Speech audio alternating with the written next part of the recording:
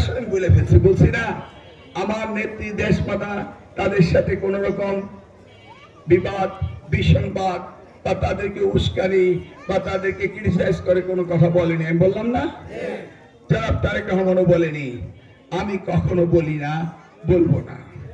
96-তে আমার বিরুদ্ধে মামলা হয়েছে, 2001-এ আমি একটি মামলাও করিনি। আবার তারা অত্যাচার করেছে, আপনারা জানেন।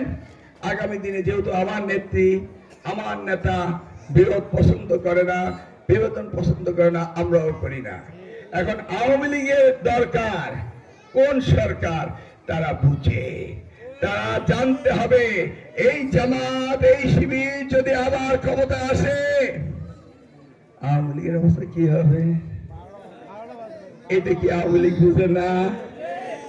আমরা চাই এবার আওয়ামী লীগের কোন প্রতীক নাই, অতএব তারা জানে মিলন উন্নয়ন করবে, অতএব তাদের দায়িত্ব ইমানি দায়িত্ব আমাকে ভোট দেওয়া, তাই না? আওয়ামী লীগ কিন্তু নিষিদ্ধ হয় নাই, আওয়ামী লীগ আছে, থাকবে, তারা তাদের রাজনীতি করবে এবং শহীদ জিয়াও বহুদলীয় গণতন্ত্র চেয়েছে, আমরাও চাই প্রতিযোগিতা। আচ্ছা বলেন, আজকে যদি আওয়ামী লীগ ইলেকশনে থাকতো তাহলে এতগুলি কথা আমি কইতাম? আমি জানি আওয়ামী লীগ, আমি জানি বিএনপি, আমরা দুইজনে রাজনীতি করি, দুইজনে ভোট করি, দুইজনে জিতি, নাকি?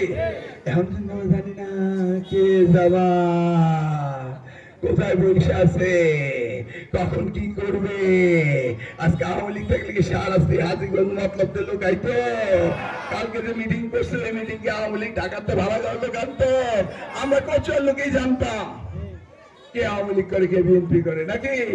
সুন্দর ইলেকশন আমরা করি নাই, হাড্ডি হাড্ডি জল লড়াই হয় নাই, আমি তো বারবারই জিতছি, নাকি? হাই তো নাই একবার, 96-তে দেখেছি, 2001-এ দেখেছি, 2008-ও জিতেছি, আবার ঢুকতে দেয় না, হাইকোর্টে রায় দেওয়ার পর ঢুকতে দেয় নাই, বুঝছেন তো? অতএব আমি আওয়ামী লীগ ভাইদের আহ্বান জানাবো, শুনেন, পাগল গরম ঠান্ডা চিনে। আওয়ামী লীগের ভাই 2013 সালে আগস্ট মাসে আপনারা জামাতকে শিবিরকে নিষিদ্ধ করেছিলেন, তারপরে কমাইছিলেন, এবার বুঝলেন ওরা যদি ফেরত আসে তাইলে দেখা হবে আবার। ভাই আমার সাথে কোনো বিরোধ নাই, ধন্যবাদ।